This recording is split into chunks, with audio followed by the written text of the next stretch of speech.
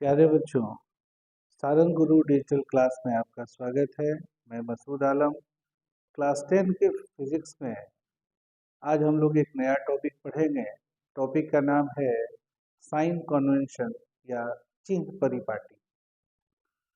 दरअसल फिजिक्स में बच्चों हम लोग प्राकृतिक घटनाओं का तो अध्ययन करते हैं, तो केवल ये जान लेना कि ये घटना क्यों होती है ये काफी नहीं है। ये इसके आगे भी कुछ हम लोगों को जानना पड़ता है। अगर ये घटना हो रही है तो कितनी हो रही है। अगर कोई एक व्यक्ति एक जगह से दूसरी जगह जा रहा है तो ये तो समझ में आ रहा है कि ये एक जगह से दूसरी जगह पहुंच जाएगा, लेकिन हमारे कैलकुलेशन में एक और बात आती है कि वो जगह पहुंचने में वो कितना समय लेगा। आज ट्रेन एक स्टेशन पे है, अगर इस स्पीड से चलेगी तो वो कितने देर बाद दूसरे स्टेशन पे पहुंचेगी। ये सारे कैलकुलेशन फिजिक्स में आते हैं। इसी तरह दर्पण के बारे में हम लगातार पढ़ रहे हैं, गोलीय दर्पण के बारे में। इसमें ये सारी चीजें तो पढ़ लिए कि प्रतिबिंब बनेगा, कब बनेगा, कैसा बनेगा, वस्तु कहाँ रखी जाए तो प्रतिबिंब कहाँ बनेगा, ये सारी चीजें। अभी कुछ चीजें बाकी हैं। अब हम इसके कैलकुलेशंस के बारे में पढ़ेंगे।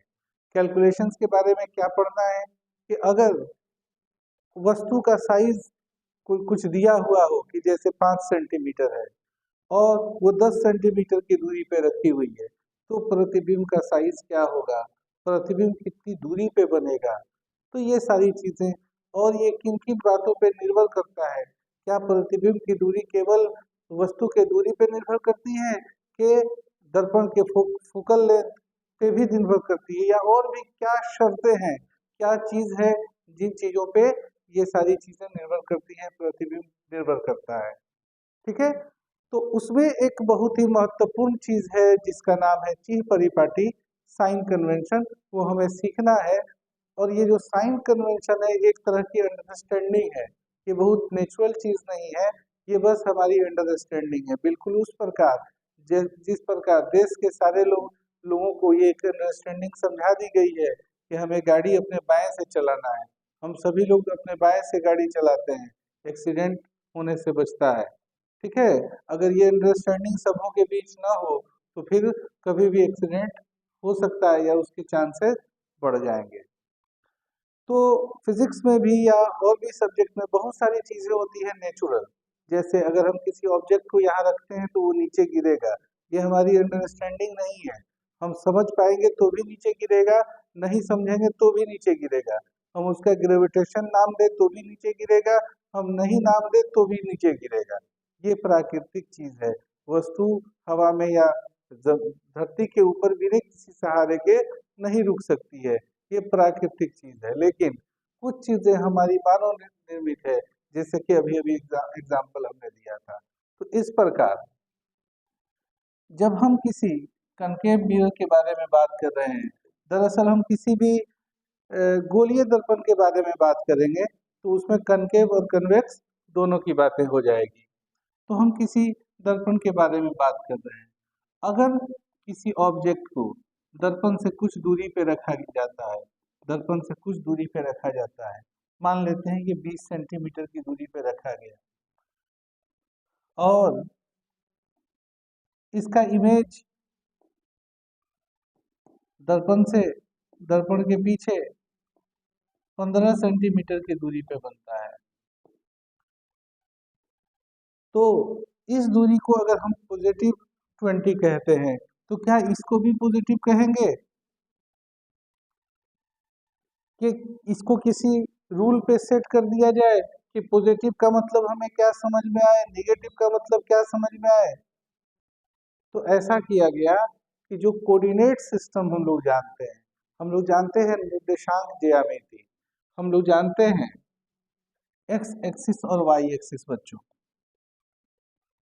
हम जानते हैं कि ये वाई एक्सिस है और ये एक्स एक्सिस है। ये सारी चीजों से हम लोग पहले से ही परिचित हो चुके हैं। और इसका एक रूल है कि इस साइड में जो चीजें होती हैं वो पॉजिटिव होती हैं, +1 +2 +3 4 5 6 7, इस साइड में जो चीजें होती हैं वो निगेटिव होती हैं, -4 -5 -6। इसी प्रकार जो ऊपर चीजें होती हैं वो पॉजिटिव होती हैं, और यहाँ पे नीचे नेगेटिव। ये एक सिस्टम जिसको हम लोग कोऑर्डिनेट सिस्टम कहते हैं या फिर इसको निर्देशांक कहते हैं, इससे हम लोग क्लास 9th में ही परिचित हो चुके हैं, पिछले क्लासेस में ही परिचित हो चुके हैं, और क्लास 10th में भी मैथ में इसके बारे में बहुत कुछ हम लोगों ने पढ़ा है। जब मिरर के बारे में, स्फेरिकल मिरर के बारे में कुछ प्रॉब्लम्स की बात आई, डिस्टेंस निकालने की बात आई, वस्तु की दूरी की बात आई, प्रतिबिंब की दूरी की बात आई, तो कहा गया कि वस्तु की दूरी और प्रतिबिंब की दूरी भी हम निर्देशांक का सहयोग लेकर बनाएंगे। और ये निर्णय लिया गया कि अगर कोई ऑब्जेक्ट इधर रखा है यहाँ पे, तो मान लेते हैं कि ये कोई दर्पण है, ये कोई भी दर्पण है, ये कोई दर्पण है ना, चाहे वो उत्तल दर्पण हो चाहे वो अवतल दर्पण हो। इस वस्तु की इस दर्पण से जो दूरी होगी वो 6 सेंटीमीटर न कहला के -6 सेंटीमीटर कहलाएगी। क्या कहलाएगी? -6 सेंटीमीटर। अगर इमेज यहाँ बनता है तो इस इमेज की दूरी जो होगी वो 4 सेंटीमीटर होगी। यहाँ -4 सेंटीमीटर नहीं कहेंगे। अगर -4 सेंटीमीटर कोई कहता है कि इमेज -4 सेंटीमीटर की दूरी पे है, तो कोई भी समझ जाएगा कि इमेज इधर ना बन के यहाँ पे बना है -4 सेंटीमीटर पे। ठीक है, अब इसमें एक और चीज को हम ऐड करेंगे। फिर से हम कोऑर्डिनेट सिस्टम बनाते हैं। कोऑर्डिनेट सिस्टम बन के तैयार हो गया, और किसी वस्तु को हम यहाँ रखते हैं, ये दूरी है 12 सेंटीमीटर, और इसको हमने निगेटिव दिखाया ताकि इसका डायरेक्शन समझ में आए कि ये हमारे ओरिजिन से या मिरर से लेफ्ट साइड में है। लेकिन यहाँ एक और सवाल होगा। ये तो बात सही है कि मिरर से ये लेफ्ट साइड में ऑब्जेक्ट को रखा गया है, लेकिन मिरर का फेस किधर है? मिरर का फेस किधर है? अगर मिरर को इधर मुंह करके रख दिया जाए, इधर फेस करके रख दिया जाए, तो ये ऑब्जेक्ट जो है, ये वस्तु जो है मिरर के पीछे हो जाएगी। अगर मिरर को, दर्पण को ऐसे रख दिया जाए, तब ये वस्तु दर्पण के सामने होगी, ठीक है, अन्यथा पीछे हो जाएगी। तो यहाँ पे जो अंडरस्टैंडिंग है, बस यहाँ पे अंडरस्टैंडिंग लाएंगे, और वो कहा गया कि नहीं, मिरर अवतल हो चाहे उत्तल, कोई भी हो, क्योंकि हम सीधा दिखा दिए हैं यहाँ पे, है ना, चाहे कोई भी दर्पण हो, हमें उसका फेस इधर ही रखना पड़ेगा। रिफ्लेक्टिंग सरफेस हमेशा लेफ्ट साइड में होगी। रिफ्लेक्टिंग सरफेस हमेशा लेफ्ट साइड में होगी। ऐसा किया गया, ये अंडरस्टैंडिंग हुई, और यहीं से साइन कन्वेंशन जन्म लेता है, और हम सबों को ये फिक्स कर दिया गया कि किसको हम निगेटिव रखेंगे, किसको पॉजिटिव रखेंगे, और उसके आधार पे बाकी न्यूमेरिकल्स है, जो आंकिक प्रश्न है, उसको हल करने में बहुत ही मदद मिलेगी। अब इसको हम लोग बहुत ध्यान से समझेंगे, एक बार और इसको बनाएंगे। बच्चों, मान लेते हैं ये कॉनकेव मिरर है, और कॉनकेव मिरर का फोकस इधर होता है, सी इधर होता है, हमेशा फ्रंट साइड। तो ये तो बात क्लियर हो गई कि एफ जो है, एफ फोकल लेंथ किसका, कॉनकेव मिरर का फोकल लेंथ हमेशा निगेटिव होगा। क्या होगा? यहाँ लिख सकते हैं, focal length F always negative, always negative. इसी तरह अगर हम सी की बात करें, या आर, इसको आर कहा जाता है, या इसको हम 2f भी कहते हैं। क्या कहते हैं? 2f, है ना। तो आर का वैल्यू भी जो होगा वो हमेशा निगेटिव होगा। ये किसके लिए है? तो ये है कॉनकेव मिरर के लिए, आर हमेशा निगेटिव होगा। अब दूसरी बात करेंगे कि ऑब्जेक्ट ऑब्जेक्ट को या तो यहाँ रखा जाएगा, या यहाँ रखा जाएगा, या यहाँ रखा जाएगा, इधर ही कहीं रखा जाएगा। क्या ऐसा हो सकता है कि ऑब्जेक्ट को मिरर के पीछे रखा जाए? अगर रखा जाएगा तो कोई इमेज नहीं बनेगा, तो ऐसी तो कोई बात होगी नहीं। ऑब्जेक्ट को, वस्तु को हमेशा ही दर्पण के सामने ही रखा जाएगा। तो दर्पण के सामने रखा गया, ठीक है। तो ये भी क्या हुआ, अगर यहाँ से यहाँ तक की दूरी की बात करें, इसको u द्वारा डिनोट किया जाता है ना। तो u क्या हुआ? u is always negative. u जो होगा, u किसको किसे कहते हैं? वस्तु की दूरी को, वस्तु की दूरी जो हमेशा ही निगेटिव आएगी। अवतल दर्पण में तीन चीजें हमेशा ही निगेटिव रहेंगी। कौन कौन सी? r, चूंकि इसकी जरूरत बहुत कम पड़ती है, f और u, ये तीन चीजें हमेशा ही निगेटिव रहेंगी। और अब बात आएगी v की। v कहा जाता है डिस्टेंस ऑफ इमेज, प्रतिबिंब की दूरी, प्रतिबिंब की दूरी।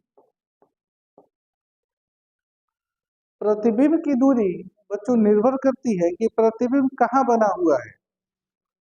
प्रतिबिंब कहाँ बना हुआ है इस बात पे निर्भर करती है।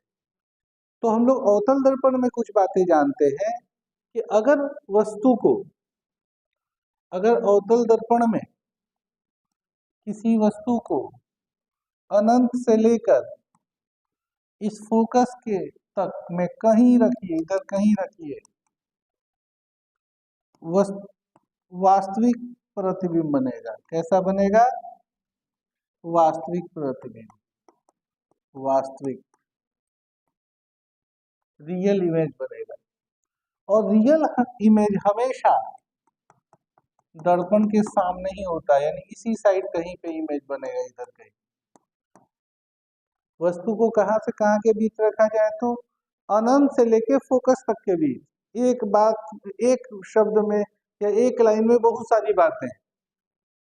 अनंत से लेके फोकस तक के बारे में हम लोगों ने 5 कंडीशंस पढ़े थे पहले, लेकिन यहाँ हम एक बार में ही एक लाइन में भी सब कुछ बोलने की कोशिश कर रहे हैं।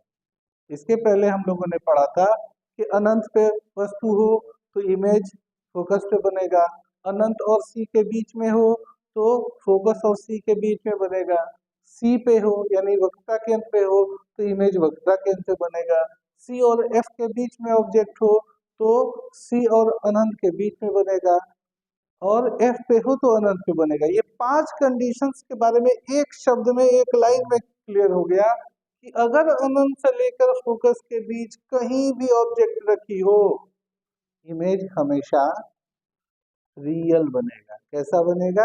रियल बनेगा। वो बड़ा हो सकता है, वो छोटा हो सकता है, वो बराबर हो सकता है, लेकिन होगा तो रियल ही। क्लियर? और इन हर एक केस में रियल इमेज हमेशा दर्पण के सामने बनता है, और ऐसी स्थिति में v का वैल्यू जो होगा वो ऋणात्मक होगा। कैसा होगा? ऋणात्मक, निगेटिव। ठीक है। और जो एक अगला केस आता है कि फोकस और किसके बीच? पोल के बीच। अगर इस दरमियान कहीं भी ऑब्जेक्ट को रखा जाता है तो उसका इमेज दर्पण के पीछे बनता है, और दर्पण के पीछे कोई भी मेजरमेंट जो होगा वो पॉजिटिव होगा। कैसा होगा? पॉजिटिव। याद रखिएगा, इमेज की दूरी, इमेज की दूरी धनात्मक भी हो सकती है और ऋणात्मक भी हो सकती है। ये निर्भर करेगा कि इमेज कहाँ बना हुआ है। अगर इमेज वस्तु, इमेज मतलब प्रतिबिंब, अगर प्रतिबिंब दर्पण के सामने बना हुआ है तो प्रतिबिंब की दूरी हमेशा ऋणात्मक होगी। अगर प्रतिबिंब दर्पण के पीछे बना हुआ है तो प्रतिबिंब की दूरी हमेशा ही धनात्मक होगी। और हम लोग ये बात जानते हैं कि वास्तविक प्रतिबिंब हमेशा दर्पण के सामने बनता है, तो मोटे तौर पे ये बात कही जा सकती है कि वास्तविक प्रतिबिंब की दूरी हमेशा ऋणात्मक होगी। और सॉरी, हाँ, वास्तविक प्रतिबिंब की दूरी हमेशा ऋणात्मक होगी और काल्पनिक या आभासी प्रतिबिंब की दूरी हमेशा धनात्मक होगी। अगर आप कोई न्यूमेरिकल सॉल्व करते हो, अगर v का वैल्यू पॉजिटिव आ जाता है, तो आप समझ जाओगे ऑटोमेटिकली कि ये वास्तविक प्रतिबिंब नहीं है, ये आभासी प्रतिबिंब है। ओके, तो चलिए फिर से देखते हैं। तो हम लोगों ने ये क्लियर कर लिया अवतल दर्पण में। अब हम बात करेंगे उत्तल दर्पण की। उत्तल दर्पण में वस्तु तो हमेशा, कोई भी दर्पण हो, दर्पण के सामने ही रखी जाएगी, और दर्पण के सामने रखी जाएगी तो उसका मेजरमेंट, उसका डिस्टेंस कैसे नापा जाएगा? निगेटिव ही होगा। वस्तु की दूरी हमेशा निगेटिव, ऑलवेज निगेटिव। लेकिन ये जो दर्पण है, इस दर्पण का जो फोकल लेंथ होगा, फोकल लेंथ, पोल से एफ तक की दूरी स्मॉल एफ से डिनोट किया जाता है। ये दर्पण के पीछे होने के कारण ये हो जाएगा पॉजिटिव। और अगर हम C की बात करें तो P से लेकर C तक की दूरी को कहा जाता है रेडियस ऑफ कर्वेचर, वक्रता त्रिज्या। उस ये भी R जो होगा वो भी हो जाएगा पॉजिटिव। ये दो चीजें पॉजिटिव हो जाएगी। ठीक है, फिर से अगर हम देखें इमेज के बारे में, तो इसका इमेज हमेशा ही इधर ही कहीं बनता है, इधर ही कहीं बनता है। तो इमेज का डिस्टेंस हमेशा v, इमेज हमेशा निश्चित तौर पे दर्पण के पीछे ही बनेगा, तो ये भी क्या होगा? v भी हो जाएगा पॉजिटिव। उत्तल दर्पण में तीन चीजें फिक्स हो गई, या फिर दो चीजें कहें, एक तो f ऑलवेज पॉजिटिव, दूसरा v ऑलवेज पॉजिटिव, और तीसरी भी कह लें u ऑलवेज निगेटिव। बच्चों ये याद रखिएगा कि u किसी भी दर्पण में हमेशा निगेटिव ही होता है। ठीक है, अब दो बातें और कर सकते हैं। क्योंकि हम लोग पढ़े थे कि ये कोऑर्डिनेट सिस्टम है, और कोऑर्डिनेट सिस्टम में अभी तक जो भी मेजरमेंट हम कर रहे हैं वो एक्स एक्सिस के द्वारा कर रहे हैं। ये वाई एक्सिस का अभी तक कोई रोल हम अभी तक नहीं पढ़े, इसका भी तो कोई रोल होगा ना। तो आइए देखते हैं इसका क्या रोल है। तो वाई एक्सिस से क्या मेजर किया जा सकता है ऑब्जेक्ट का? बच्चों इसकी हाइट मेजर की जा सकती है, कितनी ऊंचाई पे है, कितना ऊंचा है। इसको HO भी कहते हैं, height of object. HO, height of object. इसको कह देंगे HI, height of image. Image की ऊंचाई या हाँ लंबाई है ना। इसी तरह ऑब्जेक्ट की ऊंचाई या लंबाई, ये दोनों वाई एक्सिस के द्वारा मेजर की जाएंगी। और यदि ये सीधी हो, अगर ये सीधी हो, ऊपर की तरफ हो, तो पॉजिटिव, ये भी पॉजिटिव। लेकिन अगर ये कहीं नीचे की तरफ हो जाए ऐसे, तो ये निगेटिव हो जाए। तो याद रखिएगा बच्चों, ऑब्जेक्ट जो होता है, कि कोई भी ऑब्जेक्ट हो, इस पेन को अगर हम ऐसे रखें तो भी ये सीधा ऑब्जेक्ट है, अगर इस पेन को ऐसे रखें तो भी ये सीधा ही माना जाएगा। ठीक है, ऑब्जेक्ट को हमेशा सीधा माना जाता है, इसलिए हम ये कह सकते हैं कि वस्तु की ऊंचाई हमेशा पॉजिटिव होती है। अब रही बात प्रतिबिंब की ऊंचाई की, तो प्रतिबिंब अगर काल्पनिक या आभासी हो तो प्रतिबिंब की ऊंचाई पॉजिटिव होगी।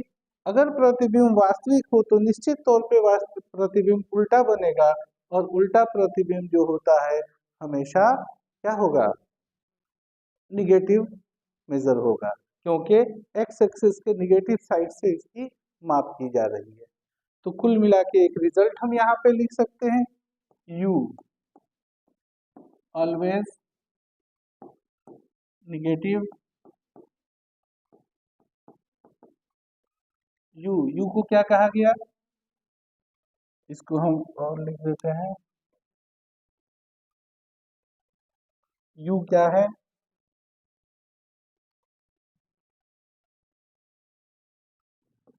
Distance of object, distance of object, वस्तु की दूरी, वस्तु की दूरी, इसको यू से डिनोट करेंगे, ऑलवेज नेगेटिव, चाहे कोई भी मिरर हो। डिस्टेंस ऑफ इमेज, इमेज यानी प्रतिबिंब की दूरी, जिसको v द्वारा डिनोट किया जाता है, ठीक है। वो रियल के लिए होती है नेगेटिव, और वर्चुअल के लिए होती है, वर्चुअल के लिए होती है पॉजिटिव। हो गया। अब बात आएगा फोकल लेंथ।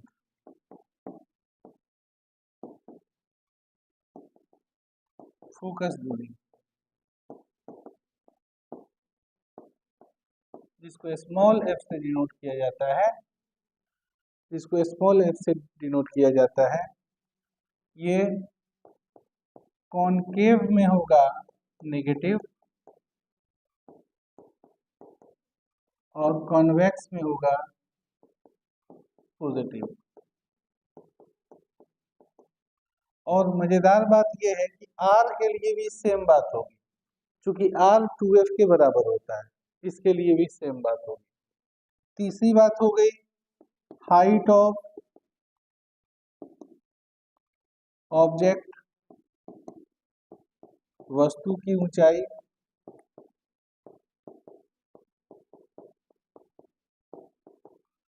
इसको एच ओ से जनरली डिनोट करते हैं। ये ऑलवेज हमेशा ही पॉजिटिव होगी, चाहे दर्पण कोई भी हो, हमेशा ही पॉजिटिव होगी। हाइट ऑफ इमेज, इमेज प्रतिबिंब की ऊंचाई, प्रतिबिंब की ऊंचाई, जिसको एच आई द्वारा डिनोट किया जाता है। ये रियल के लिए, रियल के लिए, रियल कहिए, हाँ रियल के लिए ये हमेशा निगेटिव होगी, और वर्चुअल, वर्चुअल का मतलब होता है काल्पनिक, काल्पनिक के लिए ये पॉजिटिव होगी। इतनी बातों को अगर हम याद रखेंगे तो हमारा आगे का न्यूमेरिकल आसानी से बनेगा। तो इसको नोट कर लीजिए। इस वीडियो में इतना ही। धन्यवाद।